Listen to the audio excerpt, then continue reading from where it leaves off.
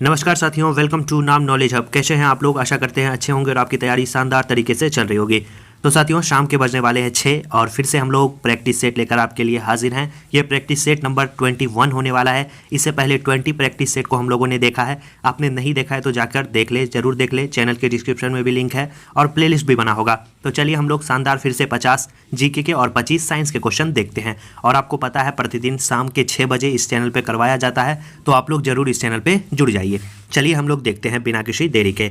पहला क्वेश्चन आपको सुमेलित करने दिया गया है, अच्छे से पढ़िए और इसका जवाब दीजिए और अंत में कमेंट के माध्यम से बताइएगा कि आपका सही कितना आ रहा है। असहयोग आंदोलन 1920, सविनय अवज्ञा आंदोलन 1930, कांग्रेस मंत्रिमंडल का जो गठन हो जाएगा वो 1937 में हो जाएगा, भारत छोड़ो आंदोलन आपको 1942 में हो जाएगा।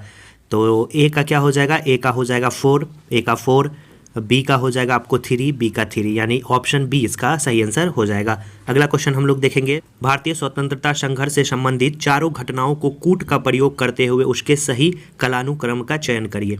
अच्छा क्वेश्चन है साथियों, बताएं।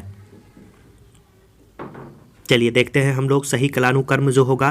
तृतीय गोलमेज सम्मेलन ये आपका कब आयोजित किया गया था? 1931 में। याद रखना है 1931 में। भारतीय राष्ट्रीय कांग्रेस का जो कराची अधिवेशन हुआ था वो कब हुआ था? कराची अधिवेशन हुआ था 1931 ईस्वी में। ये भी 1931 में हुआ था, लेकिन जो आपका द्वितीय गोलमेज सम्मेलन था अब हमें उसे तिथि में निकालना होगा। ये 7 सितंबर से लेकर 1 दिसंबर तक चला था और ये जो अधिवेशन हुआ था कराची अधिवेशन ये 26 मार्च से 29 मार्च चला था। 26 मार्च से 29 मार्च।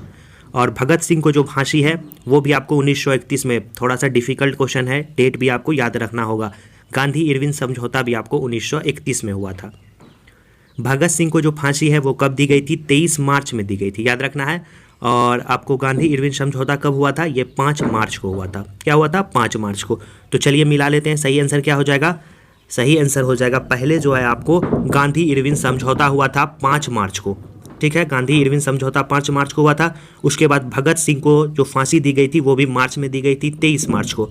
और उसके बाद जो है आपको याद रखना है कि भारतीय राष्ट्रीय कांग्रेस का जो कराची अधिवेशन है वो कब हुआ था? तो वो भी आपको मार्च में ही आयोजित किया गया था। ये 5 मार्च को हुआ था गांधी इरविन समझौता। भगत सिंह को फांसी 23 मार्च को दी गई थी और भारतीय राष्ट्रीय कांग्रेस का जो कराची अधिवेशन है वो 26 मार्च को किया गया था। थोड़ा सा डेट याद रखेंगे। और द्वितीय गोलमेज सम्मेलन इस जो आपका ऑप्शन है इसमें सबसे लास्ट यानी 7 सितंबर से लेकर 1 दिसंबर के बीच में किया गया था। तो सही आंसर क्या हो जाता है? 4-3-2-1। 4-3-2-1। आशा करते हैं आप समझ गए होंगे। आगे बढ़ते हैं। निम्नलिखित में से किसने सुभाष चंद्र बोस को देश नायक कहा था? बताएं। अच्छा क्वेश्चन है। सही आंसर जो हो जाएगा वो आपको याद रखना है, रविंद्रनाथ टैगोर ने। 3 का सही आंसर हो जाएगा ऑप्शन सी, रविंद्रनाथ टैगोर। अगला जो क्वेश्चन है, निम्नलिखित में से किस एक ने 1916 में लखनऊ में आयोजित भारतीय राष्ट्रीय कांग्रेस के वार्षिक अधिवेशन की अध्यक्षता की थी? तो काफी इजी क्वेश्चन है। सही आंसर क्या हो जाएगा? 4 का ऑप्शन डी, AC मजूमदार। याद रखेंगे AC मजूमदार। अगला जो क्वेश्चन है वो हम लोग देखेंगे, वो है आपका 5 नंबर का कि इंग्लैंड और ईस्ट इंडिया कंपनी की भारत में प्रथम निर्णायक सैन्य सफलता मानी जाती है। तो सही आंसर इसका हो जाएगा बक्सर का युद्ध 1764। ऑप्शन ए इसका सही आंसर हो जाएगा। अगला जो क्वेश्चन है कि आधुनिक इतिहासकार जिसने 1857 के विद्रोह को स्वतंत्रता की पहली लड़ाई कहा था, तो सही आंसर इसका हो जाएगा, याद रखना है क्या हो जाएगा? डी सावरकर ने जो है इसे पहली स्वतंत्रता विद्रोह कहा था, लड़ाई कहा था। अगला क्वेश्चन है किस विदेशी यात्री ने भारत का दौरा सबसे पहले किया था? बताएं। सही आंसर जो इसका हो जाएगा मेगास्थनीज। मेगास्थनीज सबसे पहले भारत का दौरा किया था, चंद्रगुप्त मौर्य के दरबार में आया था 305 ईसा पूर्व के आसपास जो है ये भारत में आया था। फहियान की बात करें तो चंद्रगुप्त द्वितीय के शासनकाल में आया था 399 से 414 ईस्वी के आसपास। और हेनस्वांग जो है 629 से लेकर 643 ईस्वी के आसपास हर्षवर्धन के शासनकाल में आया था। सही आंसर क्या हो जाता है? मेगास्थनीज। अगला जो क्वेश्चन है वो हम लोग देखेंगे कि न्यूमिस्मेटिक्स क्या है? किसके अध्ययन को हम लोग न्यूमिस्मेटिक्स के नाम से जानते हैं? अच्छा क्वेश्चन है, काफ़ी इजी क्वेश्चन है। सही आंसर क्या हो जाएगा? सिक्के के अध्ययन को, यानी ऑप्शन बी। सूची 1 का सूची 2 से मिलान करने के लिए कहा गया है। करिए जल्दी से आप लोग। दास प्रथा की जो समाप्ति है वो कब की गई थी? दास प्रथा की समाप्ति 1562 ईस्वी में की गई थी। तीर्थ यात्रा कर समाप्त 1563 में किया गया था। और जजिया कर की समाप्ति 1564 और सूबों का पुनर्गठन 1580 ईस्वी में किया गया था। तो सही आंसर आपको मिलाना था, ए का ए, बी का 2, यानी ऑप्शन ए इसका सही आंसर हो जाता। अगला जो क्वेश्चन है 10 नंबर का, इसमें भी सुमेलित करने दिया गया है। जल्दी से बताएं इसका सही आंसर क्या हो जाएगा। चलिए इसका सही आंसर हम लोग मिलाते हैं। इबादत खाना की जो स्थापना है वो कब की गई थी? 1575 ईस्वी में, यानी ए का सही आंसर एक हो जाता। मजहर की जो घोषणा है वो 1589 ईस्वी में की गई थी। नवरोज उत्सव का जो पुनरुद्धार है वो 1580 ईस्वी में की गई थी। और दीन इलाही की जो स्थापना है वो 1582 ईस्वी में की गई थी। तो सही आंसर क्या हो जाता है? ए का ए, बी का 2, सी का 3, यानी ऑप्शन बी इसका सही आंसर हो जाता। अगला जो क्वेश्चन है वो हम लोग देखेंगे कि दहशाला बंदोबस्त किससे संबंधित है, बताएं। सही आंसर जो 11 का हो जाएगा, टोडरमल से संबंधित है। दहशाला आपका याद रखना है बंदोबस्त। अगला क्वेश्चन है, किस मुस्लिम शासक के सिक्कों पर देवी लक्ष्मी की आकृति बनी है? 12 का बताए सही आंसर क्या हो जाएगा? सही आंसर हो जाएगा मोहम्मद गौरी। काफी इजी क्वेश्चन था। भारतीय संविधान के निम्नलिखित अनुच्छेद में कौन सा अनुच्छेद राज्यों की सरकार को ग्राम पंचायत को संगठित करने का निर्देश देता है? सही आंसर इसका हो जाएगा आर्टिकल 40। अगला जो क्वेश्चन है कि लोकसभा के स्पीकर का निर्वाचन होता है। सही आंसर इसका हो जाएगा लोकसभा के सभी सदस्यों द्वारा, यानी ऑप्शन सी इसका सही आंसर हो जाएगा।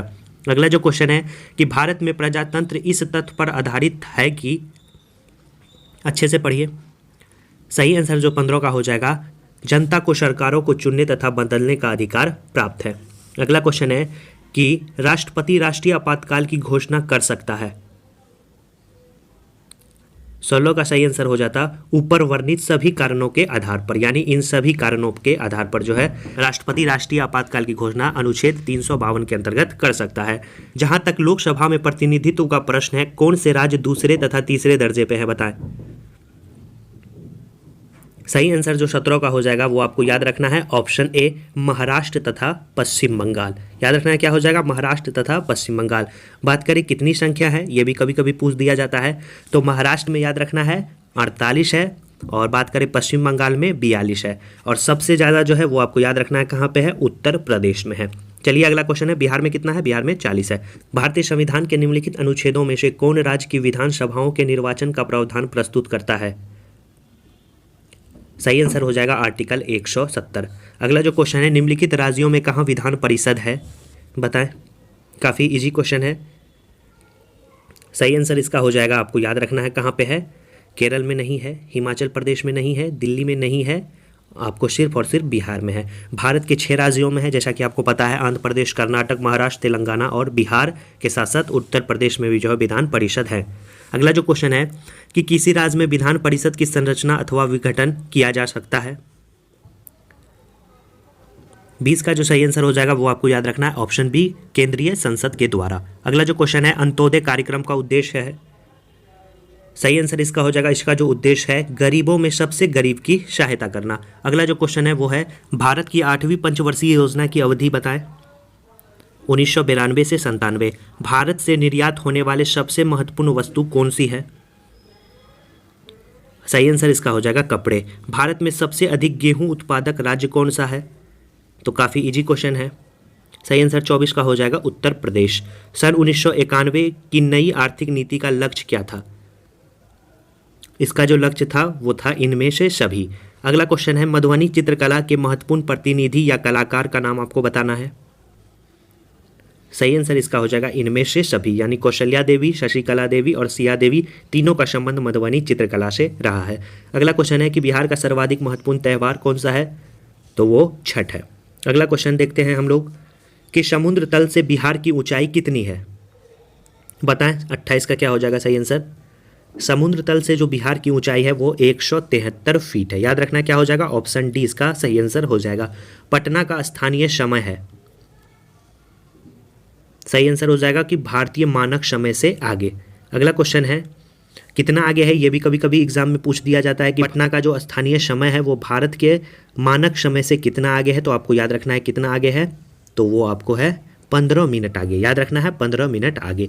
अगला क्वेश्चन है, निम्नलिखित देशांतर रेखाओं में से कौन बिहार से होकर गुजरती है, बताएं। सही आंसर इसका हो जाएगा 86 डिग्री। अगला जो क्वेश्चन है कि विक्रमशिला गंगाई डॉल्फिन अभ्यारण्य फैला है, कहाँ से कहाँ तक फैला है, बताएं। सही आंसर इसका हो जाएगा मुंगेर से कहलगांव, यानी भागलपुर में स्थित है, और इसका जो विस्तार मुंगेर से कहलगांव तक है। कलरव है, कलरव क्या है? कलरव जो है एक पक्षी महोत्सव है, बिहार का राजकीय पक्षी महोत्सव है। सही आंसर क्या हो जाएगा? याद रखना है ऑप्शन ए। क्वेश्चन अगला है कि बिहार में वाल्मीकि राष्ट्रीय उद्यान की स्थापना किस वर्ष की गई थी? तो इसकी स्थापना याद रखना है 1989 ईस्वी में की गई थी। सही आंसर हो जाता है इसका ऑप्शन बी। क्वेश्चन है हिमाचल प्रदेश में स्थित दर्रा का क्या नाम है, बताएं। सही आंसर जो हो जाएगा वो आपको याद रखना है शिव किला दर्रा जो है हिमाचल प्रदेश में स्थित है। हिमाचल प्रदेश के कुछ अन्य दर्रों की बात करें तो याद रखना है आपको हिमाचल प्रदेश में रोहतांग दर्रा और बारा लचाला दर्रा स्थित है। अगला क्वेश्चन है कि सेरी कल्चर का जो संबंध है वो किससे है। सही आंसर इसका हो जाएगा सेरी कल्चर का संबंध रेशम कीट पालन से। याद रखना है सही आंसर क्या हो जाएगा ऑप्शन बी। बात करें मधुमक्खी तो मधुमक्खी पालन को हम लोग एपी कल्चर के नाम से जानते हैं और मछली पालन को हम लोग पीसी कल्चर के नाम से जानते हैं। एस्किमो किस प्राकृतिक प्रदेश के निवासी हैं। सही आंसर इसका हो जाएगा टुंड्रा प्रदेश। समदाब रेखाएं निम्नलिखित में से किसको प्रदर्शित करती है, बताएं। अच्छा क्वेश्चन है। सही आंसर इसका हो जाएगा समान वायुमंडलीय दबाव को प्रदर्शित करती है। सही आंसर क्या हो जाएगा ऑप्शन डी। अगला जो क्वेश्चन है कि किस नदी को चीन का शोक कहा जाता है। सही आंसर जो 38 का हो जाएगा वो हो जाएगा हुआंगो नदी को जो है चीन का शोक कहा जाता है। भारत की सबसे बड़ी जनजाति कौन सी है। हाल ही में बीपीएससी के द्वारा जारी किए गए आंसर की में बताया गया था कि भारत की सबसे बड़ी जनजाति जो है वो आपको भील है। कौन है, भील। लेकिन इस ऑप्शन के अकॉर्डिंग इसका सही आंसर क्या हो जाएगा, गोंड हो जाएगा। अगला जो क्वेश्चन है कि जनगणना 2011 के अनुसार भारत में स्त्री साक्षरता की दृष्टि से केरल के बाद दूसरा स्थान किस राज्य का है। सही आंसर इसका हो जाएगा मिजोरम का है, ऑप्शन ए। नालंदा का प्राचीन विश्वविद्यालय किस वंश के दौरान बनाया गया था, बताएं। 41 का सही आंसर क्या हो जाएगा। सही आंसर इसका हो जाएगा गुप्त वंश। गुप्त वंश के शासक कुमार गुप्त के द्वारा जो है नालंदा का प्राचीन विश्वविद्यालय का निर्माण करवाया गया था। क्वेश्चन है दीपावली प्रकाश का त्यौहार निर्वाण दिन है, किसके निर्वाण का दिन है, बताएं। सही आंसर जो 42 का हो जाएगा वो आपको याद रखना है, क्या हो जाएगा 42 का, ऑप्शन आपका बी। याद रखेंगे ऑप्शन बी इसका सही आंसर हो जाएगा भगवान महावीर का। क्वेश्चन है कि अक्टूबर 2021 में किस देश की अध्यक्षता में 18वें आसियान भारत शिखर सम्मेलन का आयोजन किया गया था। सही आंसर 43 का हो जाएगा ब्रुनोई। थॉमस कप 2021 का खिताब किस देश ने जीता था। सही आंसर 44 का हो जाएगा इंडोनेशिया। 25 अगस्त 2021 को किस मंत्रालय द्वारा समृद्ध कार्यक्रम की शुरुआत की गई थी। तो 45 का सही आंसर हो जाएगा इलेक्ट्रॉनिक्स एवं सूचना प्रौद्योगिकी मंत्रालय। अगला जो क्वेश्चन है कि 30 मार्च 2021 को किस देश में 90वें हार्ट ऑफ एशिया कॉन्फ्रेंस का आयोजन किया गया, जिसमें भारत के विदेश मंत्री ने भी भाग लिया था। सही आंसर हो जाएगा ऑप्शन ए तजाकिस्तान। अगला जो क्वेश्चन है Dada Saheb Phalke international film festival award 2021 में सर्वश्रेष्ठ फिल्म का पुरस्कार किसे प्रदान किया गया था। सही आंसर 47 का हो जाएगा तानाजी द अनसिंग वॉरियर। हाल ही में दादा साहब फाल्के पुरस्कार से भी सम्मानित किया गया है। एक अभिनेत्री हैं, उनका नाम है आशा पारेख, जिन्हें 52वां दादा साहब फाल्के पुरस्कार से सम्मानित किया गया था। इससे पहले रजनीकांत को 51वां दादा साहब फाल्के पुरस्कार से सम्मानित किया गया था और रजनीकांत से पहले जो याद रखना है आपको अमिताभ बच्चन को। तो 2020 के लिए आशा पारेख को सम्मानित किया गया था, 2019 के लिए रजनीकांत को, 2018 के लिए अमिताभ बच्चन को इस पुरस्कार से सम्मानित किया गया है। तो याद रखेंगे, एग्जाम में पूछे जाने की संभावना है। निम्नलिखित में से किस महापुरुष की समाधि स्थल जो है नारायण घाट है, बताएं। सही आंसर 48 का हो जाएगा, याद रखना है ऑप्शन बी गुलजारी लाल नंदा। याद रखेंगे ऑप्शन बी इसका सही आंसर हो जाएगा। अगला जो क्वेश्चन है देश में ई भंडारण प्रणाली लागू करने वाला जो है पहला राज्य कौन बना है। सही आंसर जो 49 का हो जाएगा वो हो जाएगा बिहार। बिहार में गंगा नदी के किनारे कुल कितने जिले में जैविक कॉरिडोर स्थापित किया जा रहा है। सही आंसर 50 का हो जाएगा 13 जिले में। तो साथियों 50 जीके के शानदार क्वेश्चन को हम लोगों ने देखा। अब 25 जो है साइंस के क्वेश्चन को देखेंगे। वीडियो को अभी तक लाइक नहीं किए हैं तो जरूर लाइक कर दीजिए और चैनल पे पहली बार आए हैं तो चैनल को सब्सक्राइब तो कर ही दीजिए। चलिए देखते हैं अब साइंस के क्वेश्चन। एक तरंग के लिए आवर्तकाल तथा विभाजित तरंग दैर्घ्य डैश के बराबर होती है। सही आंसर 51 का हो जाएगा तरंग वेग के बराबर। एक स्वपोषी जीव की कार्बन और ऊर्जा आवश्यकताओं को डैश द्वारा पूरा किया जाता है। सही आंसर इसका हो जाएगा प्रकाश संश्लेषण के द्वारा। क्वेश्चन अगला है विस्कोस फाइबर डैश से प्राप्त किया जाता है। सही आंसर 53 का हो जाएगा ऑप्शन बी सेल्यूलोज से। क्वेश्चन अगला है सुमेलित करिए। सही आंसर जो हो जाएगा वो आपको याद रखना है धारा का एम्पियर हो जाएगा। वाट जो हो जाएगा वो आपको शक्ति का हो जाएगा, सामर्थ्य का हो जाएगा। जूल जो होगा आपको कार्य का हो जाएगा। कैलोरी आपको ऊष्मा का हो जाएगा। वाट जो है आपको विभवांतर का हो जाएगा। यानी ए का 3 हो जाएगा। देखिए ए का 3 कहाँ, यानी ऑप्शन ए इसका सही आंसर हो जाएगा। बी का ए हो जाएगा, सी का 2 हो जाएगा, उसके बाद डी का जो है वो 4 हो जाएगा और ई का जो है आपको 5 हो जाएगा, यानी ऑप्शन ए। अगला क्वेश्चन है कि तेल के एक बैरल निम्न में से लगभग कितना होता है। एक बैरल का जो मान है वो कितने लीटर के बराबर होता है ये पूछा गया है। सही आंसर जो 55 का हो जाता है वो हो जाता है 159 लीटर। पेंडुलम घड़ी तीव्र गति से चल सकती है, कब चलती है बताएं। सही आंसर जो 56 का हो जाएगा शीतकाल में। जब कोई जहाज नदी से सागर में घुसता है तो क्या होता है। सही आंसर वो कुछ ऊपर उठ जाता है। सही आंसर क्या हो जाता है ऑप्शन ए। क्वेश्चन है कि मोबाइल तथा ऑटोमोबाइल ने भारतीय विशेष रूप से ग्रामीण क्षेत्रों के लोगों के सामाजिक जीवन में निम्नलिखित में से किसके संबंध में एक क्रांति ला दी है। सही आंसर 58 का हो जाएगा, वो आपको याद रखना है ऑप्शन ए और दो दोनों, यानी लोगों के आवागमन के संबंध में, लोगों के जुड़ाव के संबंध में। क्वेश्चन है बत्ती वाले स्टोव में किरोसिन की बत्ती के ऊपर चढ़ने का कारण क्या है। काफ़ी इजी क्वेश्चन है। सही आंसर क्या हो जाता 59 का ऑप्शन सी पृष्ठीय तनाव। अगला क्वेश्चन है वस्तु की मात्रा बदलने पे अपवर्तित रहेगा, क्या अपवर्तित रहेगा बताएं। सही आंसर जो 60 का हो जाएगा वो आपको याद रखना है, वो हो जाएगा ऑप्शन डी घनत्व जो है अपरिवर्तित रहेगा। आधुनिक आवर्त सारणी में तत्वों को डैश के अनुसार व्यवस्थित किया गया है। 61 का जो सही आंसर हो जाएगा वो हो जाएगा परमाणु संख्या के आधार पर। रेडियो तरंग की आवृत्ति का मात्रक क्या है, तो सही आंसर क्या हो जाएगा हर्ट्ज। ऑप्शन सी इसका सही आंसर हो जाएगा। निम्न में कौन सी धातु इटाई इटाई रोग पैदा करती है बताएं। सही आंसर इसका हो जाएगा कैडमियम। अगला क्वेश्चन है कि प्राकृतिक रबर एक पौधा उत्पाद है जिसका रासायनिक नाम क्या है बताएं। 64 का जो सही आंसर हो जाएगा वो हो जाएगा ऑप्शन सी पौधों का रस। औद्योगिक प्रक्रम द्वारा प्राप्त सोडियम कार्बोनेट का नाम है बताएं, क्या नाम है। सही आंसर 65 का हो जाएगा ऑप्शन बी धोवन सोडा यानी वॉशिंग सोडा। अगला क्वेश्चन है कि इलेक्ट्रॉन वहन करता है। सही आंसर हो जाएगा 1 यूनिट ऋणावेश यानी ऑप्शन ए। 67 लोहे की वस्तुओं में जंग क्या बनने से लग जाती है। सही आंसर इसका हो जाएगा फेरस या फेरिक हाइड्रोक्साइड का मिश्रण यानी ऑप्शन बी इसका सही आंसर हो जाएगा। क्वेश्चन है शरीर में यूरिया का संश्लेषण होता है। सही आंसर 68 का हो जाएगा, याद रखना है ऑप्शन बी। क्या हो जाएगा यकृत में। क्वेश्चन अगला है कि कीट का उत्सर्जी पदार्थ है। सही आंसर इसका हो जाएगा यूरिक एसिड। अगला क्वेश्चन है सभी कीट होते हैं। सही आंसर इसका हो जाएगा यूरिकोटेलिक। ऑप्शन सी इसका सही आंसर हो जाएगा। क्वेश्चन है सांस लेने में ऐच्छिक विषयों के लिए इंपल्स प्रारंभ होता है।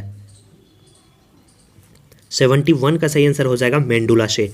एक सामान्य मनुष्य 1 मिनट में सांस लेता है, कितनी बार लेता है बताएं। सही आंसर 14 से 18 बार। अगला क्वेश्चन है कि निम्नलिखित में से किसमें अधिकतम पैर होते हैं।